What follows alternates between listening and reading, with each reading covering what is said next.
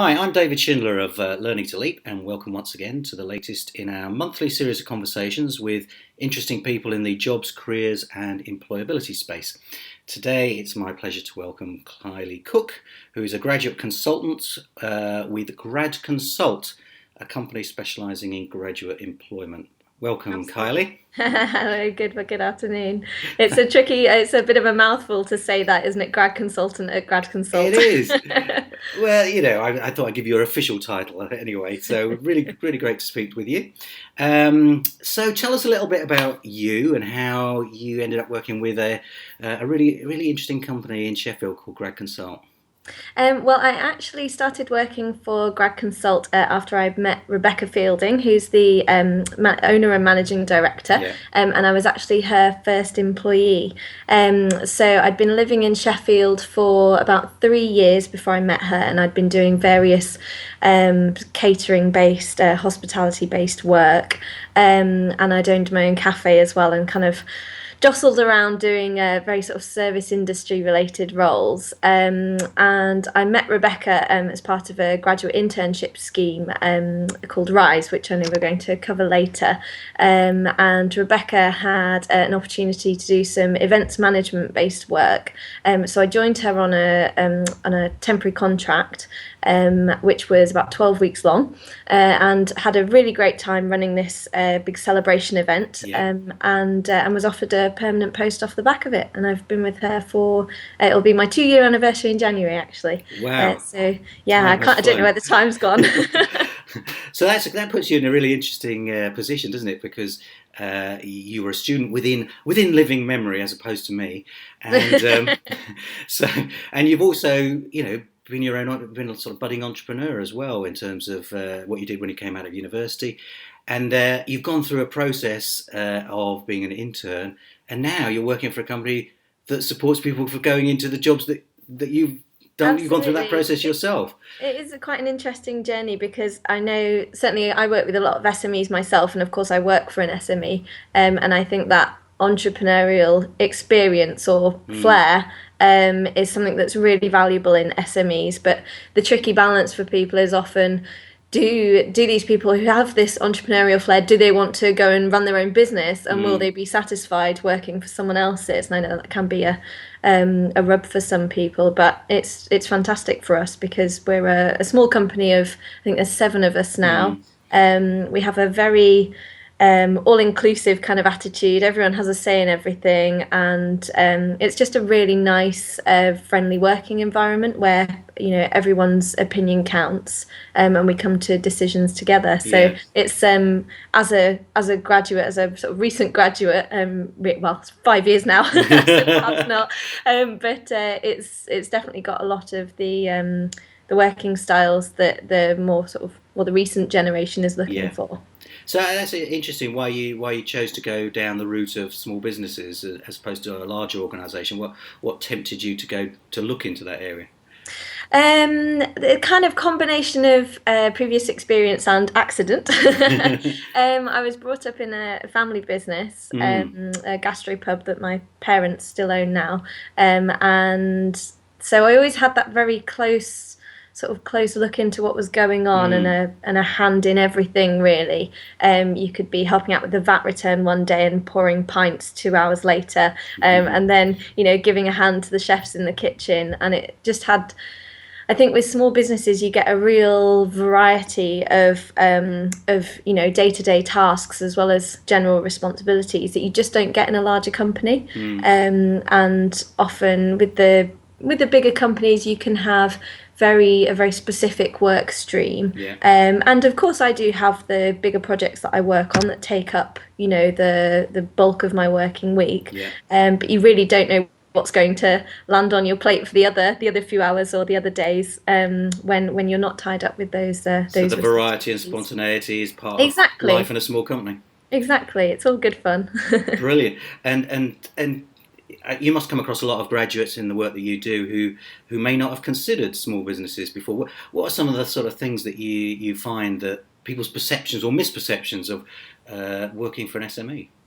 I think one of the something that seems to rank quite highly in what students or recent graduates are looking for is training, and Mm, I think an SME's attitude to training is very different to a corporate's attitude to training. mm, If you join a corporate or a larger company, you might go on, 6 months worth of courses mm. before you actually get a bum on seat to start doing your job. And I think with SMEs, you will obviously, normally have inductions and a small amount of, office-based training, but training is more of a reward often.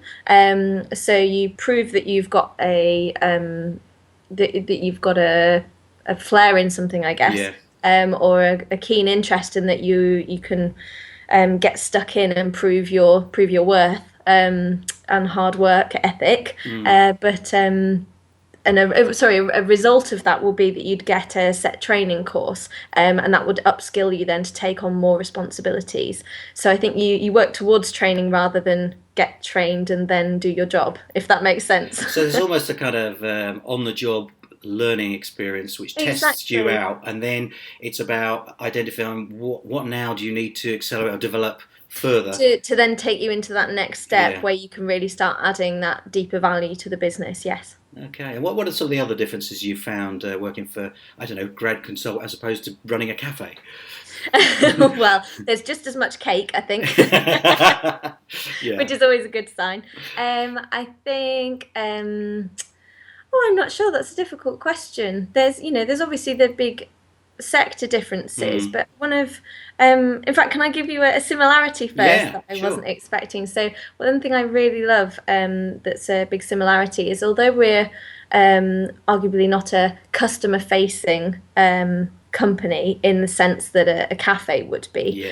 um, that networking skill or that over-the-counter sort Yeah. of outlook that I had when I was working in bakeries and cafes is really, really valuable. So when you go out to business breakfasts or Mm. networking events or into universities with people that you've never met before, it's really good to have that sort of many years of hospitality focus built up in you. I think that's really valuable, and certainly when Grad Consult recruits, we really rate very highly people who've worked long hours in bars, restaurants, and those service Yeah. industry sort of I think people positions. underestimate that, don't they? Oh, I've Absolutely, only worked in a bar, or I've only worked in a restaurant, and they exactly. don't Because they really don't say understand what only. they've It's got to such offer.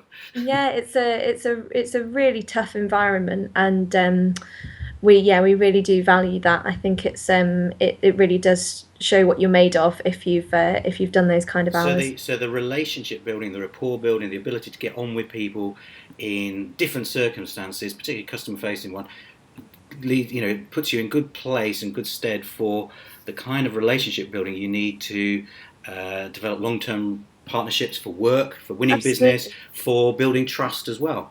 And helping to understand what people want and what drives Yeah. people and learning how to ask the right questions.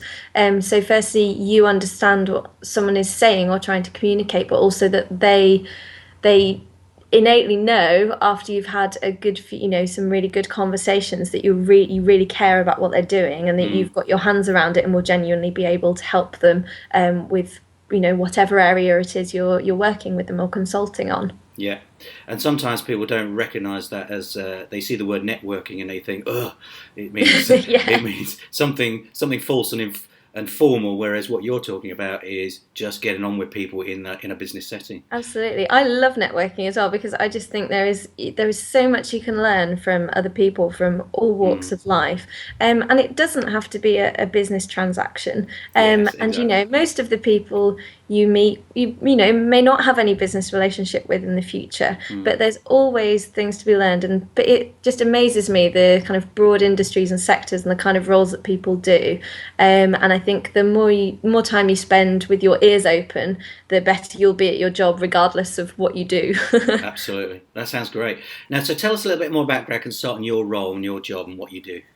So Gradconsult is an employability consultancy. We're based in Sheffield, and as I mentioned when we first started talking, it's headed up by Rebecca Fielding, who's the managing director and owner. We're a team of 7 now. I mean, bear in mind, I started 2 years ago, and I was the first employee, so we have grown quite rapidly in quite a short space of time, really. Elder stateswoman. Sorry. Elder stateswoman.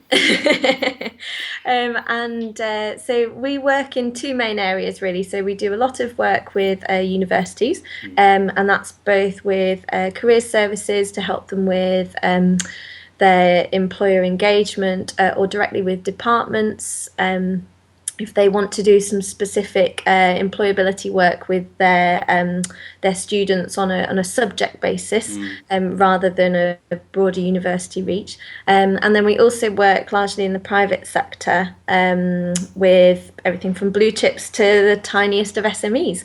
So we get a huge amount of variety through the doors, which is absolutely fantastic. And I think my favourite thing about working on both sides of the fence, so working with universities with their employer engagement and then with the private companies to help them with their recruitment strategy, is that you can address those sector-wide, industry-wide issues, maybe around candidate flow and quality and that kind of thing, because you have got a stake in both areas. So if you can identify a problem with ways employers are communicating to students, not only can you help them fix that problem, you can also use your university contacts to say, well, actually the employers are finding this, maybe you could look at repositioning how you sell those ideas into your students. So what you're getting there is intelligence, and then using it in an informed way to bridge the gap. Exactly. So it's not just about delivering commercial solutions. It's about looking at the wider sector and seeing where the difficulties are, and being able to make all parties in the chain as such aware of that, so they can make life easier for themselves outside of any sort of direct recruitment. If they do decide, oh, we are going to recruit for this post and we're going to give it a go ourselves this time, hopefully the time they've spent with us will help them make a better go of it. And so arguably people have been upskilled if they don't, say, have a HR department or a department, if that makes sense. Especially in small companies where, as you say, they may not have a formal department. There'd be people multitasking in different roles, who may not spend a lot of time on recruitment or retention or development or whatever. I'll do a quick plug here as well, because if I'm allowed, because I actually wrote a blog that I published on LinkedIn. I think it was the week before last, on called Bad Behaviour, very inflammatory title, around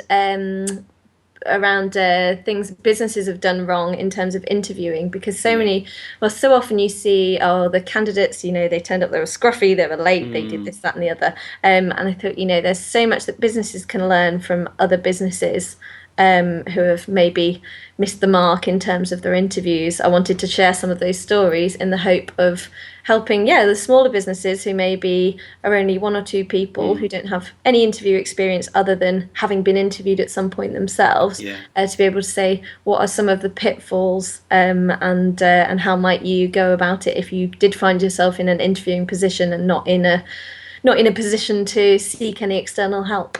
So what would you say is a typical pitfall that small companies fall into in terms of their bad behaviour? I think not asking consistent questions is probably a poor one. There's a lot of from a HR point of view, you do need to keep your your typescripts on file for any interviews that you do. And if you don't ask consistent questions to all of the candidates, say, kind of worst case scenario, you ask a female if they're planning on having a family, and then you don't ask the male, it's people can get themselves in some, unsurprisingly, very difficult situations. And I think obviously a conversation has to take its path, and an employer needs to ask those probing questions when a candidate makes a statement, and you want to know more about what they've come from. But in terms of core questions, they really need to be the same for each candidate, so that you're measuring them fairly against a job description. rather than just stumping them up against each other. And if you sort of jump to the other side, because you've been on both sides of the fence, Mm. so to speak, what about some of the pitfalls that recent graduates, students, etc., need to think about or to avoid when they're dealing with I businesses think and employers? there, and I could give endless, endless answers here, but perhaps one that you won't see so often and is particularly relevant to the sort of recent Mm, generation is having a very self-centered focus. mm, So talking about my skills will do this, my skills will do that, and actually, what particularly with SMEs, what the business wants to hear is what do you know about the business and how do your skills play into the business mm. rather than I have this skill, I have that skill, this is all the experience I've got. That you need to make it relative and relatable to the task at hand and the business, and showing that keen interest in that small business is just so valuable. Where do they get that mindset from? Oh, well, that's a Where does million that dollar come question. from? I think it's yeah, arguably it's a generational trait. So students are far more values led than perhaps they used to be, in terms of the jobs they're looking for. So they're not looking for a career for life Mm, anymore. They're looking for a means to get some experience to get them into the career they want to be in. Whereas previous generations may have started as the tea person, mm, and worked their way up through the company. My grandpa's an excellent example, actually. He yeah, worked for Pirelli yeah, for about 40 years, started as the tea boy, yeah. and was on the board of directors by the time he Wow. retired. And you don't see that anymore. That's not how the world works, and that's not necessarily a bad thing. But there needs to be a shift in perspective, really, in terms of how employers actually recruit, what they expect of candidates, and how they will ultimately manage that more regular shift Yeah. in So shift in there's employees. a two-way learning process here. Both employers and applicants at entry level have both got to adapt behaviours and different ways of doing things, haven't they? Sorry, David. I think I lost you for a You lost second. me. Then Can could you you hear me repeat now? that? I'm saying that both there's a two-way learning process here for both Yeah, could you employers. repeat that? Sorry, I can hear you again now. It's a two-way process for employers and candidates who are entry level. They both have a lot to learn in terms of how they talk to each other, both in terms of their expectations and understanding each other. So part of the process is a dialogue, and maybe that's the way forward for recruitment is to have more of a dialogue than an inquisition. Absolutely, absolutely. I think that's very true. Maybe before they come to the interview, as well as in It is ultimately a very tricky one though, because if we're talking about a whole generation of people, I don't know if things can move that move that yeah. quickly. So yeah, who knows? Okay, so tell us a little bit about the Rise scheme and internships, because internships has a mixed reputation, as you know. Absolutely. But I'm fascinated by your scheme in Sheffield because it seems to me this is the way to go. This is the way to do it properly. So just tell us a little bit about that. Absolutely, and yeah, just on your comment there, I think internships is it can be well the word it can be a bit of a dirty word for Yeah. some people because for many people it just conjures up unpaid, too many hours, not doing much quality Mm, work, and that's something that we really fight against with Rise. And I like to think we've helped rebrand the whole idea of internships. So Rise is we've just finished our third year running Rise. And we have been working in Sheffield to help stimulate economic growth, really. So the Rise scheme is funded by the University of Sheffield, Sheffield City Council, and Sheffield Hallam University. And the scheme is only for graduates rather than mm, students. And it's a program to help small businesses tap into that graduate talent that both exists in Sheffield in the universities and graduates who want to come back into Sheffield, perhaps from going to university elsewhere. So, being both a retainer of talent and an importer of talent for the brilliant. city is the kind of broad idea for the scheme. So how many graduates have gone through now and have So, taken up at the last internships? count, I think it's about 140. Brilliant. And that's It might even be more than that. I'll have to double check that. But it's yeah. So sorry, David, I lost you again then. 140 graduates who are working in 140 different small businesses in So Sheffield. it'll be less businesses than that because lots of businesses have used the scheme Okay, on repeat times or taken more than one graduate. But yes, I'll double check that number for you. that's no problem. But yes, And what's been the impact? How many people have gone on to get jobs, for example?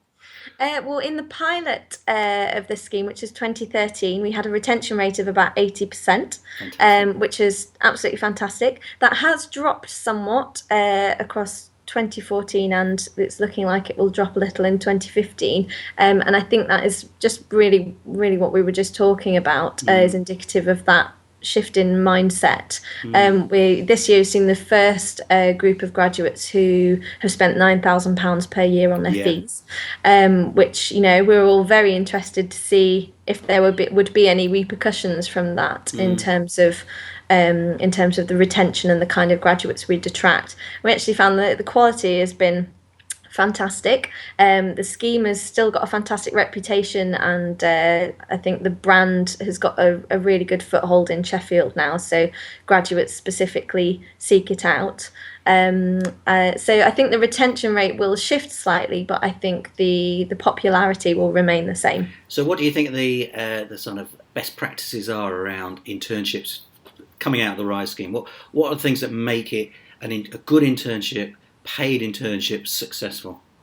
So I think the graduates really do want to have some serious responsibility in a business, and I don't think you can necessarily get that, or certainly can't at such speed by going into a larger company. So I think recipes for success is having responsibility and accountability, knowing your line manager well, and usually the MD very well, which is normal for most small businesses. So having that chain of command in an everyday working context rather than someone 5 floors up Yeah. in a big office, and just those everyday communications and that real sort of hands-on experience of the business where you're talking to clients on the phone from day one, you're answering the phone, you're just getting stuck in really, Yeah. and you can always hear what's going on with colleagues and be able to say, oh, that sounds really interesting, I want to do a bit of that as well, can I come along to that meeting, can I help out with this project, which if you've got siloed departments in larger companies, you don't have that open to you. So I think the style of working is hugely beneficial, but being able to offer the recruitment support through Rise to these small businesses, I think a lot of these opportunities just wouldn't have existed if Rise wasn't able to come in and say, right, these are the skills you'll get in a graduate, we can help you advertise, screen and interview to make sure you get the best people, and just that offer in terms of the recruitment has really opened doors for businesses and for graduates. So it's kind of providing a support mechanism that professionalises or helps professionalise some of those small businesses into thinking about, well, actually, I might take on a graduate because I've got this kind of help and support and direction. So what are they learning? What are the business owners learning about graduates? I think there's a real mixture actually. We have some. I think everyone knows that the skill set will be different in a graduate to going, say, for an experienced hire or someone more senior. And there is always training to be done because even if someone has used the software or that, say, a company uses or has got previous work experience, there's always something to be said for company culture and how things run. And I think that settling in period is really important. And I think a lot of businesses have maybe had one intern and thought, right, if when we have another one, we're going to make these changes and make sure we've really got that sort of onboarding process ready to go and sort of working for everyone. Brilliant. And is there any sort of can you give me an example of where a business has said, well, if we hadn't had this graduate intern, X wouldn't have happened, or we've changed the way we do that? What impact have they had? they've had such a huge impact on so many different businesses. A great example, I'm sure they won't mind me mentioning their name, is a company called Sheffield Sustainable Kitchens. Yeah. The MD there, a chap called Rob Cole, a really nice guy, who set up this well, as you might guess from the name, a sustainable kitchen company. So building kitchens out of sustainable materials. And he wanted to bring in a CAD designer to help with the design, to really sort of set the business, just sort of open it up really, so that the business wasn't solely reliant on his time. He's now had a second intern through Rise, and I remember him saying, "It's like I can go on holiday without shutting down the business." So they used to have to wind down everything, tell candidates, not candidates, tell clients that be offline for a couple of weeks, and that's not good for business. You do need that can keep ticking over, regardless of whether you're there. To really revolutionised that for him and made it all the more sustainable, so that he can, excuse the pun, so that he can take a step back and still have those, that client activity, but be able to trust other people to go out and make inquiries and pull together quotes and whatnot, and kind of move it all forward and take it to the next level, really. So in effect, they are contributing to the business growth and development of that company simply by what their contribution is. Yeah, fantastic. That's really good. One more sort of final question. What are you learning from the graduate recruitment business now that you're on the other side of the fence?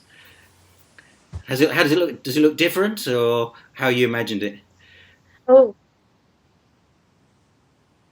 definitely. So it's very, very different from being on the other side of the fence, and it's I guess one of the most interesting things that myself and my colleague Chika, actually, who only joined us a few months ago, who graduated this summer, we've both said it's a relief to know that there's no magic formula that you were just missing before. It really is common sense, applying for jobs. So make sure your applications are written well, make sure there's good spelling and grammar, make sure you've researched the business, and ironically we can say that till we're blue in the face, and we'll still have those same problems, but I guess from being on the other side of the fence, it's reassuring to know that it's not, there's a secret party going on and you just you just weren't invited when you first graduated or anything like that.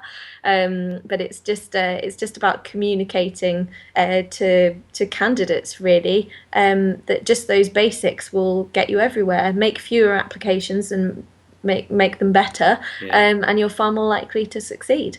Brilliant. Thank you so much, Kylie. It's been really interesting, wide-ranging discussion around all sorts of areas, which absolutely, I hope people will enjoy and get a lot from. So, how can people contact you or Gradconsult? So people can get in touch with me directly through my email address if they'd like to, which is Kylie, which is Kylie at gradconsult.co.uk. We're also on Twitter at Gradconsult, and we're on Facebook as well, on LinkedIn. So people can feel free to connect, and we've got a website, www.gradconsult.co.uk, which is actually being rebranded as we speak, so hopefully pre-Christmas there'll be a beautiful new website for everyone to have a look around what we do. And I suppose it's worth sort of reiterating that although you're based in Sheffield, this is open to any graduates, any organisation anywhere in the country who are interested in working with you. And internationally, of course. Sorry, can you just repeat that? We work all across the UK. Sorry, so I said, and internationally. And internationally, so, absolutely. Absolutely. So we do work all across the UK with universities and businesses of all shapes and sizes, and we're always open for a friendly chat as well. So if anyone's got any questions, they're very welcome to get in touch. Brilliant. I shall include all those details on the blog that accompanies this. Lovely. Thank you, David. Conversation. Anyway, thank you again, Kylie, and all the very best to you. Not at all. Good to speak to you. Take care. Bye. Bye-bye.